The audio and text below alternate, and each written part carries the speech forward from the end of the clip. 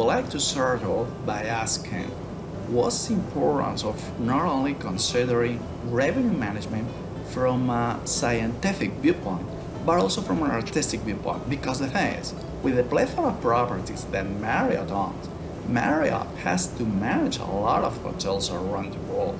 So it implies a great level of creativity. That's how creative and imaginative are you in order to design and implement those strategies when it comes to revenue management? Sure, it's an excellent question.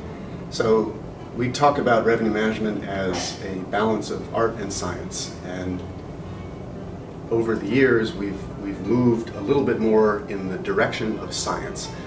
Not to say the art part doesn't matter or is less important. In fact, there's a lot of problems around revenue management that require creative solutions. And as a guiding principle, when you can frame it as a math problem, an optimization problem, the science part, then it becomes solvable. The hard part, in my opinion, is taking a business problem and framing it as a problem that can be solved mathematically. And that takes creativity. That's not easy. Not to say the math is easy, but the math is doable. And the hard part is finding a business problem and framing it mathematically so that it can be solved. And it's hard to do. And they call for creative problem solving before you even get to the science. So humans are still needed. Yeah, pretty much. In revenue management. Absolutely. That's a relief. Yes, it's a growing discipline. The importance, I'm a little bit biased when I say this, the importance of revenue management is higher tomorrow than it is today. It's higher today than it was yesterday, not just in hospitality, not just in travel, in business in general. It's a growing discipline, it's a booming discipline. I'm heavily biased, it's the most exciting discipline.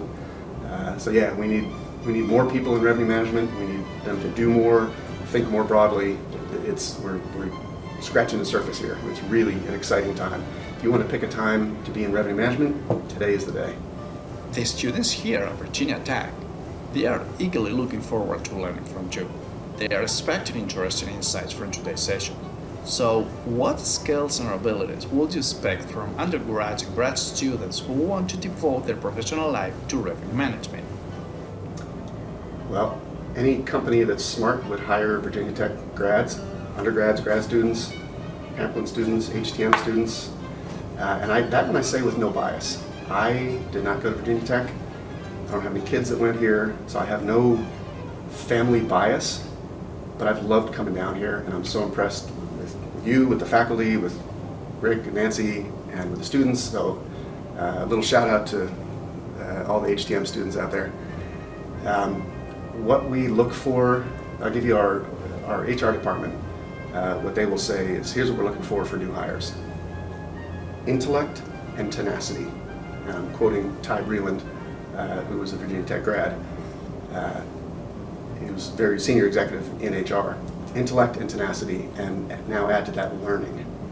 So we want people who are smart. Obviously students here are very smart. Tenacity, meaning don't be deterred by certain things, whether business issue or organizational dynamics or something that can sometimes wear you down.